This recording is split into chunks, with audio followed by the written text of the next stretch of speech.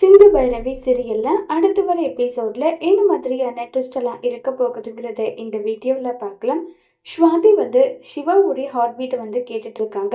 இது எல்லாமே தூரத்துல இருந்து மகா பார்த்துட்டு இருக்காங்க. பரவாயில்லையே, சிவா ஸ்வாதி கூட பயங்கர நெருக்கமா எல்லாம் இருக்கா. இதே மாதிரி போச்சுன்னா எப்படியாவது ஸ்வாதிக்கும் சிவாவுக்கும் கல்யாணம் பண்ணி வச்சிட வேண்டியதுதான் சொல்லிட்டு மகா பயங்கரமா பிளான் எல்லாமே போட்டுட்டு இருக்காங்க.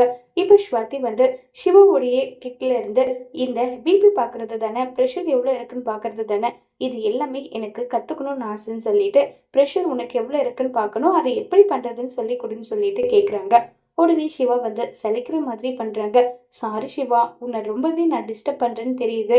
ஆனா எனக்கு இந்த மாதிரி எல்லாம் கத்துக்கணும்னு ஆசையா, அதனாலதான், வேற ஒன்றும் கிடையாதுன்னு சொல்லிட்டு சொல்லிக்கிட்டு இருக்காங்க. கேட்ட உடனே சிவா, அப்படி எல்லாம் ஒன்றும் கிடையாது, உனக்கு என்ன எப்படி செக் பண்ணணும்னு சொல்லிட்டு பார்க்கணும், அவ்வளவுதானே, நான் உனக்கு செக் பண்ணி காட்டுறேன்னு சொல்லிட்டு சிவா பாத்தீங்கன்னா செக் பண்ணி காட்டுட்டு இருக்காங்க. இங்க பாரு சிவா, 5 days நீ ஊர்ல இல்லாம உன்னை நான் ரொம்பவே மிஸ் பண்ணுவேன். அப்பப்போ உனக்கு டைம் கிடைக்கும் போதெல்லாம் எனக்கு கால் பண்ணுன்னு சொல்லிட்டு இப்ப வந்துட்டு இருக்காங்க. அடுத்ததா அன்னபூர்ணிய காட்டுறாங்க. அன்னபூர்ணி சாமி கும்பிட்டுட்டு வெஜிடபிள்ஸ் எல்லாமே கட் பண்ணலாம்னு சொல்லிட்டு கிச்சனுக்கு வராங்க. அப்ப மகா அந்த இடத்துக்கு அக்கா, நேத்து உங்ககிட்ட நான் ஒரு விஷயம் சொன்னேனே, அந்த விஷயம் என்னாச்சுன்னு சொல்லிட்டு கேக்குறாங்க. முதல்ல முறைப்படி சிந்துக்கும் சிவாவுக்கும் விவாகரத்து நடக்கட்டும் மகா, அதுக்கப்புறம் எதுவா இருந்தாலும் பேசிக்கலான்றாங்க. அக்கா, அதுக்குள்ளவே உங்களுடைய தம்பி ஸ்வாதிக்கு வேற ஒரு மாப்பிள்ளையே பார்த்துட்டா அது தேவையில்லாத பிரச்சனை தானே, முதல்ல பேசி வச்சிடலாம், அதுக்கப்புறமா கூட பொறுமையா கல்யாணத்தை பண்ணிக்கலாம்னு சொல்லிட்டு மகா சொல்றாங்க.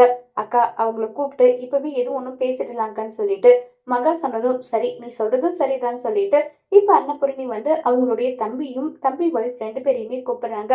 அக்கா சொல்லுக்கா, என்ன விஷயம், நீ கூப்பிட்டுதான் சொல்லி அமிச்சாங்க சொல்லிட்டு கேக்குறாங்க. அது ஒண்ணு இல்ல தம்பி, நான் இப்படி சொல்றேன்றதுக்காகலாம் நீ எந்த ஒரு முடிவும் எடுக்காத, நான் சொல்ற விஷயம் உனக்கு சரியா பட்டதுன்னா நீ சரி சொல்லுன்னு சொல்லிட்டு இருக்காங்க. அக்கா, என்ன விஷயம்க்கா சொல்லுன்னு சொல்லிட்டு கேக்குறாங்க. இல்ல, நீ சிவாவை பத்தி என்ன நினைக்கிறேன்னு சொல்லி கேக்குறாங்க. சிவா நிஜமாவே பியூர் ஜென், அவனுக்கு இப்படி நடந்துருச்சுன்னு சொல்லிட்டு நாங்க ஃபீல் பண்ணிட்டு இருந்தோம் நேத்தெல்லாம் சொல்லிட்டு எல்லாம் இருக்காங்க. இல்ல, சிவாவுக்கும் சிந்துவுக்கும் விவாகரத்து நடந்து சிவாவுக்கு கண்டிப்பா வேற ஒரு இடத்துல நாங்க கல்யாணம் பண்ணதான் போறோம். அது ஏன் ஸ்வாதியா இருக்க கூடாது, ஸ்வாதியும் சிவாவும் 2 பேருமே ரொம்பவே நல்லவங்களா இருக்காங்க. அவங்க 2 பேருமே பயங்கர அண்டர்ஸ்டாண்டிங்கோட இருக்காங்க. அப்படி இருக்கும்போது அவங்க 2 பேருமே நம்ம கல்யாணம் பண்ணி வச்சுட்டா அவங்க லைஃப் நல்லா இருக்கும்னு நினைக்கிறேன். நீ என்ன சொல்ல வர, இதை கேட்டுட்டேன்றதுக்காகலாம் நீ சம்மதம் சொல்ல வேண்டிய அவசியம் எல்லாம் கிடையாது. உனக்கு விருப்பமா இருந்தாவே நீ சம்மதம் சொல்லு, உனக்கு விருப்பம் இல்லைன்னா அதை பத்தி கவலைப்படாத. ஸ்வாதிக்கு நல்ல இடத்துல கல்யாணம் பண்ணி நான் கொடுக்குறேன்னு சொல்லிட்டு அன்னபூரணி சொல்றாங்க.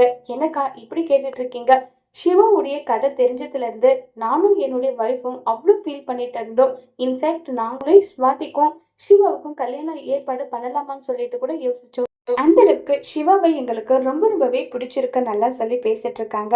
இதை கேட்ட அன்னபூரணி பயங்கர சந்தோஷப்படுறாங்க. இப்படி ஒரு முடிவு நீங்க எடுப்பீங்க நான் நினைச்சு கூட பார்க்கல. இது எனக்கு நிஜமாவே ரொம்பவே பயங்கர சந்தோஷமா இருக்கு. சொல்றதுக்கு வார்த்தை இல்ல, அந்த அளவுக்கு எனக்கு சந்தோஷமா இருக்குன்னு சொல்லிட்டு பயங்கர ஹாப்பியா பேசிக்கிட்டெல்லாம் இருக்காங்க. அடுத்ததா நம்ம மகா உடனே பிளான் போடுறாங்க. அக்கா, இவங்களுக்கும் சம்மதம் சொல்றாங்க அப்படின்னா நல்ல நாளா பார்த்து பூ முடிக்கிற விழா மட்டும் வச்சிடலாமான்னு சொல்லிட்டு எல்லாம் கேக்குறாங்க. உடனே அன்னபூரணி இங்க பாரு தம்பி, நீ போயிட்டு ஸ்வாதி கிட்ட கேளு, சிவாவை கல்யாணம் பண்ணிக்க அவளுக்கு விருப்பமா இருந்தா மட்டுமே இந்த கல்யாணம் நடக்குமே தவிர மீதி எந்த ஒரு விஷயமும் நீங்க கம்பல் பண்ணி அவ ஒத்துக்க கூடாது. நீங்க கேட்டுட்டு எந்த ஒரு பதிலும் சொல்லுங்கன்றாங்க. சரிக்கா, இப்பவே கேட்டுட்டு நாங்க பதில் சொல்றோம்னு சொல்லிட்டு இவங்க 2 பேரும் பேசிட்டு இருக்கும் போது சிவா அங்க வராங்க. நேரா அன்னபூரணி கிட்ட போயிட்டு, பெரியம்மா, நான் கேம்பஸ்க்காக ஹைதராபாத் வரையும் போறேன், வரதுக்கு 5 நாள் ஆகும், என்ன ஆசீர்வாதம் பண்ணுங்கன்னு சொல்லிட்டு அன்னபூரணியோட காலில் விழுந்து ஆசீர்வாதம் எல்லாமே பண்றாங்க. உடனே அன்னபூரணி பத்தியா, நீ ஊர்ல இருந்து கிளம்பி போறேன்னு சொன்னதுமே ஸ்வாதியோட முகம் பாரு எந்த அளவுக்கு வாடி போச்சுன்னு சொல்லிட்டு எல்லாம் இருக்காங்க. உடனே ஸ்வாதியோட அப்பா இங்க பாரு சிவா, எவ்வளவு சீக்கிரம் வேலையை முடிச்சுட்டு வர முடியுமோ அவ்வளவு சீக்கிரம் வான்னு சொல்லிட்டு எல்லாம் பேசிட்டு இருக்காங்க. கண்டிப்பா நான் வரேன்னு சொல்லிட்டு எல்லாருக்கும் சொல்லிட்டு கிளம்பி போறாங்க. உடனே நம்ம சிவா சிந்துவை தேடுறாங்க. சிந்து எங்க, ஆளவே காணமே, எங்க போயிட்டாரோ தெரியலையே, நான் இப்படி ஊருக்கு போறதுன்னு தெரியும், அவகிட்ட சொல்லிட்டு போறேன்னு பார்த்தா ஆள் இல்லையேன்னு சொல்லிட்டு சிவாவும் நம்ம சிந்து எங்கெல்லாம் இருப்பாங்கன்னு சொல்லிட்டு வீடு முழுக்க எல்லா இடத்துலயும் தேடி பாக்குறாங்க. சிந்து எங்குமே இல்ல, டைம் வேற ஆகுது, சரி நம்ம கிளம்பலான்னு சொல்லிட்டு சிவா கிளம்பி போகலான்னு பாக்குறாங்க. அப்பதான் நம்ம சிந்து கோவிலுக்கு போயிட்டு சிவாவோட பேர்ல அர்ச்சனை பண்ணிட்டு அந்த பிரசாதத்தை எடுத்துட்டு வராங்க. சிவா போறத பார்த்துட்டு பயங்கரமா ஷாக் ஆகுறாங்க சிந்து. ஐயோ டாக்டர் போறாருன்னு சொல்லிட்டு பின்னாடி துரத்திக்கிட்டு டாக்டரையும் சொல்லிட்டு கூட்டிட்டே போறாங்க. சிவா பார்த்துட்டு சிந்து, என்ன சிந்து, எங்க இருந்த நீ? என்ன டாக்டரே, என்கிட்ட சொல்லாம நீ பாட்டுக்கு கிளம்பி போற பாத்தியான்றாங்க. இங்க பாரு, நீ இல்ல காணும்னு சொல்லிட்டு நானு வீடு முழுக்க தேடி பார்த்தேன் தெரியுமா? நீயும் இல்ல, எங்க போயிருந்தன்றாங்க. இல்ல, என்னை விட்டு 5 நாள் நீ வந்து போற இல்ல, அதனால உன் பேருக்கு கோவில்ல அர்ச்சனை பண்ணிட்டு வந்தேன், இதா பிரசாதம் எடுத்துக்கோன்னு சொல்லிட்டு சிந்து வந்து கயிறு கட்டி விடுறாங்க. என்ன சிந்து இதுன்றாங்க. இல்ல, உன்னை விட்டு நான் 5 நாள் இருக்க போறேன், அங்க நீ எப்படி இருப்பியோ என்னவோ, கடவுள் உனக்கு துணையா இருக்கட்டும்னு சொல்லிட்டு தான் உனக்கு கயிறு கட்டி விடுறேன்னு சொல்லிட்டு சிந்து வந்து சிவாவுக்கு கயிறு கட்டி விட்டுட்டு இருக்காங்க. உடனே சிந்து அழுகிற கண்ணீர் வந்து நம்ம சிவாவோட கை மேல விழுது. என்ன சிந்து, எதுக்காக அழுகிறேன்னு சொல்லி கேக்குறாங்க. இல்ல டாக்டரே, நீ என்னை விட்டு பிரிஞ்சு போறல, 5 நாள் உன்னை பார்க்காம நான் எப்படி இருக்க போறேன், அதை நினைக்கும் போது மனசுக்கு கஷ்டமா இருக்கு, வேற ஒண்ணும் இல்லைன்னு சொல்லிட்டு இருக்காங்க. இங்க பாரு சிந்து, 5 நாள்ன்றது இப்படின்றதுக்குள்ள போயிட்டு வந்துடும். நீ ஹாஸ்பிட்டல்ல போயிட்டு கேன்டீனை எப்படி வந்து நடத்துறதுன்றத பாருன்றாங்க. டாக்டரே, நான் கண்டிப்பா கேன்டீன் வந்து ஓபன் பண்ணுவேன், நீ வந்ததுக்கு அப்புறம் தான் கேன்டீன் வேலையே சரியாகும் சரியான்னு சொல்லிட்டு சிந்து வந்து சொல்ல, இதை கேட்டு சிவாவும் சரி சிந்து, சரி நான் கிளம்புறேன்னு சொல்லிட்டு இருக்காங்க. என்ன டாக்டரே, நீ பாட்டுக்கு அமைதியா போற, பின்ன என்ன பண்ணணும் சிந்து? இல்ல, உனக்காக நான் இவ்வளவு தூரம் ஓடி வந்திருக்கேன்ல, என்னை பார்த்து ஒரு ஐ லவ் யூ சொல்ல வேண்டித்தானே, அப்படி சொன்னா தானே நீ வர்ற வரைக்கும் அது எனக்கு ஒரு எனர்ஜி மாதிரி இருக்கும்னு சொல்லிட்டு சிந்து சொன்னதும், என்ன டாக்டர் யோசிச்சுட்டு இருக்க சொல்லுன்னு சொன்னதும் உடனே சிவா சொல்லலாம்னு சொல்லிட்டு வராங்க. அதுக்குள்ளவே ஸ்வாதி சிவான்னு சொல்லிட்டு ஓடி வராங்க. ஓடி வந்ததும் சிந்து இதை பார்த்து பயங்கரமா கடுப்பாகுது. சொல்லு ஸ்வாதி, என்ன விஷயம்ன்றாங்க. இல்ல, உனக்கு கிஃப்ட் பண்ணலாம்னு சொல்லிட்டு ஒரு கீ செயின் வாங்கி வச்சிருந்தேன் உன்னுடைய காருக்கு, அது நான் மிஸ் பண்ணிட்டு கொடுக்காம அதை கொடுக்கலான்னு சொல்லிட்டு வந்தேன், எப்படி இருக்கு, நல்லா இருக்கான்னு சொல்லிட்டு சிவா கிட்ட கேட்க, சிவா சிந்துவை பார்த்துட்டே நல்லா இருக்குன்னு சொல்லிட்டு இருக்காங்க. சரி சிவா, உனக்கு எப்பெல்லாம் ஃப்ரீ டைம் கிடைக்குதோ அப்பெல்லாம் எனக்கு கால் பண்ணு, மறந்துடாத, சீக்கிரம் வேலையை முடிச்சுட்டு வான்னு சொல்லிட்டு அங்கிருந்து ஸ்வாதி கிளம்பி போக, சிவாவும் டைம் ஆயிடுச்சுன்னு சொல்லிட்டு கிளம்பி வந்து போயிடுறாங்க. உடனே சிந்துவுக்கா பயங்கரமா பொசசிவ் ஆகுது, ரொம்பவே பயங்கர பொசசிவ் ஆகுது. என்னடா இது, டாக்டர் எதுக்காக அந்த ஸ்வாதி கொடுத்த கீ செயினை வாங்கணும், என்ன காரணத்துக்காக வாங்கணும்னு சொல்லிட்டு பயங்கர வருத்தத்துல வந்து இருக்காங்க. அடுத்ததா ஸ்வாதி வந்து காட்டுறாங்க. ஸ்வாதி வந்து ரொம்பவே சந்தோஷமா லேப்டாப்ல வந்து சேட் பண்ணிட்டு இருக்காங்க. அப்ப ஸ்வாதியோட அப்பா அம்மா வந்து, என்ன ஸ்வாதி ஃப்ரீயா பிஸியான்னு சொல்லி கேக்குறாங்க. சும்மாதாப்பா, சொல்லுங்க என்ன விஷயம்னு சொல்லிட்டு கேக்குறாங்க. இல்ல, உன்கிட்ட ஒரு முக்கியமான விஷயம் பேசணும், என்ன விஷயம்ப்பா சொல்லுங்க. சிவாவை பத்தி நீ என்னமா நினைக்கிறேன்னு சொல்லிட்டு ஸ்வாதியோட அப்பா அம்மா கேக்குறாங்க. உடனே ஸ்வாதி வந்து, சிவா வந்து பியூர் ஜென்பா, அவரை எனக்கு ரொம்ப பிடிக்கும்னு சொல்றாங்க. இத பத்தி தான் உன்னுடைய அத்தை கிட்ட கேட்டுட்டு இருந்தேன், உன் அத்தை என்கிட்ட ஒரு விஷயம் கேட்டாங்க, அதுக்கு என்ன பதில் எனக்கு சொல்றதுன்னு தெரியல, அதனாலதான் சம்மதம் உன்கிட்ட கேட்கலான்னு வந்தேன். சிவாவுடைய அம்மா வந்து உன்னை இந்த வீட்டு மருமகளா ஆக்கிக்கணும்னு முடிவு பண்ணிருக்காங்க. உன்னுடைய அன்னபூரணி அத்தையும் இததான் சொல்றாங்க. இதுல உன்னுடைய முடிவு என்னன்னு சொல்லிட்டு கேட்க, இதை கேட்ட ஸ்வாதிக்கு பயங்கர ஷாக் ஆகுது. 1000 தான் இருந்தாலும் அவருக்கு ஒரு கல்யாணம் நடந்திருக்குல்ல, அந்த கல்யாண லைஃப் அவருக்கு பிடிச்சிருக்கா இல்லையான்னு எது ஒண்ணுமே தெரியாம என்னால எப்படி முடிவு எடுக்க முடியும்? சிவா இப்ப வரைக்கும் அவங்க ஒய்ஃபை பத்தி என்கிட்ட எந்த ஒரு கெட்ட விஷயமும் சொல்லல. அப்படி இருக்கும்போது அவருடைய மனசுல நான் இருக்கேனா இல்லையான்றது தெரியாம கல்யாணத்துக்கு என்னால எப்படி ஓகே சொல்ல முடியும்னு சொல்லிட்டு எல்லாம் இருக்காங்க. உடனே நம்ம அன்னபூரணியோட தம்பி, சரி நான் விசாரிச்சுட்டு எது ஒண்ணு சொல்றேன், ஒருவேளை சிவாவுக்கு உன்னை கல்யாணம் பண்ணிக்கிறதுல விருப்பம் இருந்தா நீ கல்யாணம் பண்ணிக்க ஓகேவான்னு சொல்லிட்டு கேக்குறாங்க. பாட்டி வந்து, சிவாவுக்கு இதுல விருப்பம் இருந்தா எனக்கும் இதுல விருப்பம் தான், வேற எந்த பிரச்சனையும் கிடையாதுன்னு சொல்றாங்க. இதை கேட்டு ரொம்பவே பயங்கரமா சந்தோஷப்பட்டு நேர அன்னபூரணி கிட்ட போறாங்க. அன்னபூரணி மகா பயங்கர ஈகரா வெயிட் பண்ணிட்டு இருக்காங்க. அன்னபூரணியோட மகள் தான் ரொம்பவே ஈகரா வெயிட் பண்ணிட்டு இருக்காங்க. என்ன சொன்னா ஸ்வாதி சொல்லுங்கன்னு சொல்லிட்டு கேக்குறாங்க. உடனே அன்னபூரணி வந்து, ஏன் மகா இவ்வளவு அவசரப்படுற, கொஞ்சம் பொறுமை இரு, ஸ்வாதியோட முடிவு என்னன்றத அவங்க அப்பா அம்மா கிட்ட சொல்லியிருக்கா, அது எதுவா இருந்தாலும் அதை நம்ம அக்செப்ட் பண்ணிக்கணும். எனக்கா சின்ன பொண்ணு தெரியாம ஒரு விஷயம் சொன்னா கூட அதை நம்ம திருத்திக்கிட்டு அவங்களுக்கான லைஃபை நம்ம தானே அமைச்சு கொடுக்கணும்.